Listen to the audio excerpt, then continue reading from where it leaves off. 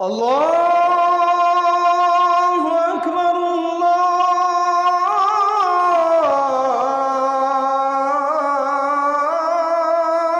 আকবার। আল্লাহ তাআলার আলোচনা পুরো আয়াতে রয়েছে। এটাই আয়াতের মর্যাদা এবং শ্রেষ্ঠত্বের সবচেয়ে বড় কারণ। পাশাপাশি আয়াতুল কুরসি এমন আয়াত, দিন এবং রাত 24 ঘন্টার ভিতরে সবচেয়ে বেশি সংখ্যকবার যে আয়াত পাঠের নির্দেশ আমাদেরকে দেওয়া হয়েছে। এই আয়াত দিন এবং রাতে মোট কতবার পাঠ করতে হয় আমাদেরকে? হাদিসের গাইডলাইন অনুযায়ী সকাল সন্ধ্যা 2 বার, 5 ওয়াক্ত নামাজের পরে একবার করে 5 বার, তাহলে কয়বার হলো? 7 বার।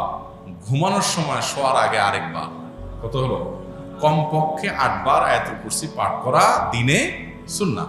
অন্য খুব কম দোয়া আছে যে দোয়া দিনে কমপক্ষে 8 বার পাঠ করতে হয়। আয়াতুল কুরসি এমন একটি গুরুত্বপূর্ণ আয়াত যে বারবার নবী সাল্লাল্লাহু আলাইহি ওয়াসাল্লাম আমাদেরকে পাঠ করতে বলেছেন। এর মাধ্যমে সহিহ বুখারী হাদিস অনুযায়ী বোঝা যায় যে রাতে কেউ পাঠ করলে চোর থেকে, শয়তান থেকে আল্লাহ তাকে সেফ রাখবেন এবং হেফাজতে রাখবেন। এবং কেউ যদি নামাজের পরে পড়ে, পরবর্তী নামাজের আগে তার মৃত্যু হলে আল্লাহ তাআলা তাকে জান্নাত নসিব করবেন। কোনো ব্যক্তি এশার ফরজ নামাজের জামাতে অংশ নিল চতুর্থ রাকাতে, তাহলে বাকি 3 রাকাত নামাজ কিভাবে আদায় করবে? এশার নামাজের শেষ রাকাতে অথবা জোহরের নামাজের শেষ রাকাতে বা যে কোনো নামাজের শেষ রাকাতে কেউ শামিল হয়েছে, শেষ রাকাতটা পাইছে ইমামের সাথে, রুকুতে পাইছে বা রুকুর আগে পাইছে, তাহলে শেষ রাকাতে ইমামের সাথে বৈঠক করে তিনি ইমাম সালাম ফেরানোর সময় সালাম ফিরাবেন না, তিনি দাঁড়িয়ে যাবেন। দাঁড়িয়ে তিনি প্রথম যে রাকাতটা, নিজের প্রথম রাকাত ইমাম সালাম ফেরানোর পরে যেটা পড়বেন সেটাতে তিনি সূরা ফাতিহার সাথে একটা সূরা মিলাবেন। এরপরে রুকু সিজদা করে প্রথম রাকাত শেষ করে প্রথম রাকাতে বসবেন। সাধারণত প্রথম রাকাতে আমরা বসি না, কিন্তু তিনি বসবেন। কেন বসবেন? কারণ সিরিয়ালে এটা তার দ্বিতীয় রাকাত, ইমামের সাথে একটা রাকাত পাইছে, এটা এখন সেকেন্ড রাকাত, সেই হিসাবে এই রাকাতে বসবেন। তাহলে পরপর 2টা বৈঠক হবে, একটা ইমামের সাথে বসছে, একটা নিজের। এরপরে আবার দাঁড়াবেন, দাঁড়িয়ে সূরা ফাতিহার সাথে সূরা মিলাবেন। কারণ তার প্রথম 2 রাকাত মিস হয়েছে ইমামের সাথে, যেগুলো সূরা মিলানো ছিল সেগুলো এখন তিনি আদায় করবেন। সো এখানেও সূরা ফাতিহার সাথে সূরা মিলাবেন এবং এই রাকাতে তিনি আর বসবেন না, কারণ সিরিয়াল এটা তার কত নম্বর রাকাত? 3 নম্বর রাকাত। দাঁড়িয়ে যাবেন, দাঁড়িয়ে সূরা ফাতিহা পড়বেন, এর সাথে আর সূরা মিলাবেন না, শেষ রাকাত 3 নম্বর রাকাত তার। এবং এরপরে তিনি এই রাকাতের শেষে বসবেন, কারণ এটা তার চতুর্থ রাকাত, ইমামের সাথে একটা পাইছে, নিজের 3টা। এরপর সালাম ফিরিয়ে ফেলবেন, যথাযথভাবে তার নামাজ হয়ে যাবে ইনশাআল্লাহ। আমার বাবা স্ট্রোক করে শয্যাশায়ী হয়ে আছেন দীর্ঘদিন ধরে। তিনি সারা জীবন ওনার ভাই বোনের মানুষ করেছেন, কিন্তু তিনি আমার মায়ের সাথে বরাবরই অসদাচরণ করেছেন। এখন দীর্ঘদিন অসুস্থ থাকার পরেও ওনার ভাই বোন ওনার চিকিৎসা ভার বহন করেননি। আর আমার নানুর পরিবারও চিকিৎসা খরচ বহন করার ব্যাপারে অসম্মত। আমি এখনো স্টুডেন্ট বিধায় আমার পক্ষেও চিকিৎসা করা সম্ভব হচ্ছে না। আমি কি সন্তান হিসাবে বাবার দায়িত্ব পালনে ব্যর্থ? আপনার বাবা আপনার মার সাথে খারাপ আচরণ করলেও সন্তান হিসাবে আপনি আপনার বাবার প্রতি আপনার দায়িত্ব আদায়ে ঘাটতি করতে পারবেন না। তিনি অন্যায় করে থাকলে তিনি আল্লাহর কাছে দায়ী থাকবেন, কিন্তু আপনারটা আপনি করতে হবে। মনের বিরুদ্ধে যে হলো, আল্লাহকে খুশি করার জন্য আপনি এটা করবেন। সামর্থ্য থাকলে সাহায্য করবেন, সামর্থ্য যদি না থাকে তাহলে সেক্ষেত্রে আপনার দায় নাই। কিন্তু সামর্থ্য নাই যে এটা ক্লিয়ার হইতে হবে। সামর্থ্য নাই এর মানে কি? আপনি খুব ভালোভাবে চলেন, তাকে মিনিমামটা আপনি হেল্প করছেন না, সেটা হলে আপনি গুনাহগার হবেন। আর যদি আপনার আসলেই কোনো সামর্থ্য না থাকে তাহলে আল্লাহর কাছে দায় নাই।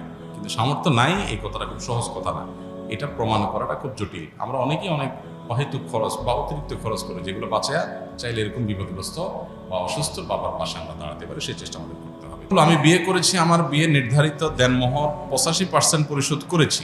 আমার শ্বশুরের পক্ষ হতে মোটরসাইকেল দিতে চায়, আমি নেব না বলেছি, কিন্তু তারা বারবার মোটরসাইকেল দিতে চায়। আমার পরিবারেও সেটা গ্রহণ করতে চায়। আমার পরিবারকে বোঝাতে সক্ষম হয়েছি, কিন্তু শ্বশুরবাড়ির পক্ষকে বোঝাতে পারিনি। এ মাসে মোটরসাইকেল কিনে দিতে চায়, এটা গ্রহণ করা ঠিক হবে কিনা? আপনি যখন নিতে চাচ্ছেন না, ওনারা জোরাজোরি করছেন, মোটরসাইকেল আপনি আমাকে দিতে পারেন, তাহলে মাসআলাগতভাবে শ্বশুরও বিপদে পড়বে না, আপনিও বিপদে পড়বেন না। কারণ আমি তার মেয়ে বিয়ে করি নাই, সো আমি নিলে সেটা যৌতুক হবে না, আর আপনার শ্বশুরের দেওয়ার শখটা পূরণ হয়ে যাবে। এটা সবচেয়ে সহজ সমাধান। আর যদি এই সমাধান আপনাদের পছন্দ না হয়, তাহলে আমি বলবো আপনি আপনার যে মহারণা 85% পরিশোধ করেছেন, বাকি 15% আপনাকে পরিশোধ করতে হবে। তার সাথে এই মোটরসাইকেল পাওয়া না পাওয়ার কোনো সম্পর্ক নেই। শ্বশুরকে বোঝাতে হবে বিষয়টা, আপনি কেন নিতে চাচ্ছেন না, এই জিনিসটা তাকে বোঝাতে হবে। তাকে বলতে হবে যে আপনি আপনার মেয়েকে বা জামাই হিসাবে ছেলের মতো আমাকে আপনি স্নেহ করে কোনো কিছু দিতে চান, সেটা ইসলাম নিষেধ করে না। হাদিয়া দেওয়া মোটা দাগে নিষেধ না, কিন্তু বিবাহের আগে পরে ছেলে পক্ষকে এই জাতীয় জিনিসপত্র দেওয়াটা সামাজিক কালচার সংস্কৃতির অংশ হয়েছে।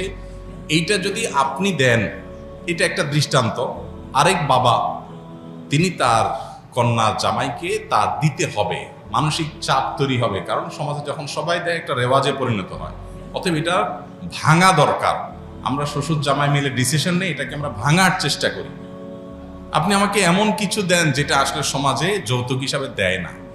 মোটরসাইকেল তো যৌতুকের কমন একটা আইটেম। যৌতুকের কমন আইটেমগুলোর ভিতরে কি?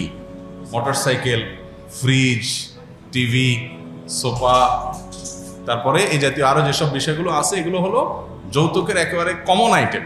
আপনি ডাইরেক্ট যৌতুকের আইকনিক আইটেম দিলে যৌতুকটা সমাজে আরো প্রতিষ্ঠিত হবে।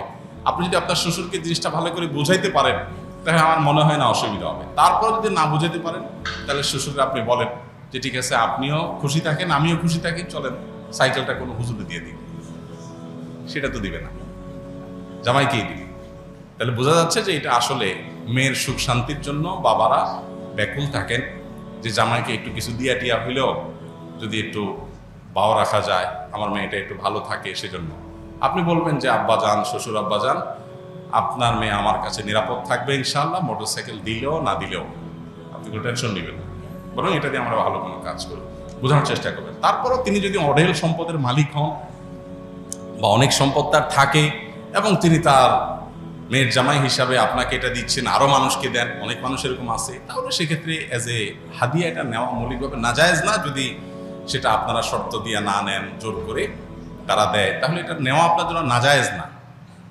কিন্তু আপনি এই কালচারটা দূর করার চেষ্টা করলে আপনি আল্লাহর কাছে সওয়াব পাবেন, যাতে করে অন্য বাবাদের কাছে এটা একটা দৃষ্টান্ত হয়ে না যায়, তাদের উপরে যেন প্রেশার তৈরি না হয়। যখন সমাজে কয়েকজন দিবে, আশপাশে অন্য মেয়ের বাবাদেরও দিতে হবে, একটা চাপ তৈরি হয়। এই জন্য এই কালচারটা আমাদের দূর করা দরকার। আলহামদুলিল্লাহ, এদেশের ওলামা একরাম নানাভাবে এই যৌতুকের অভিশাপের বিরুদ্ধে বিভিন্ন সময় মিম্বর থেকে, মাহফিল থেকে সমাজ সচেতনতামূলক কার্যক্রম হাতে নিয়েছেন, বক্তব্য দিয়েছেন। এর ফলশ্রুতিতে যৌতুক আলহামদুলিল্লাহ জাদুঘরে উঠে গেছে ইতিমধ্যে। যেটুকু আছে সেটুকু আমাদের বিদায় করতে হবে ইনশাআল্লাহ।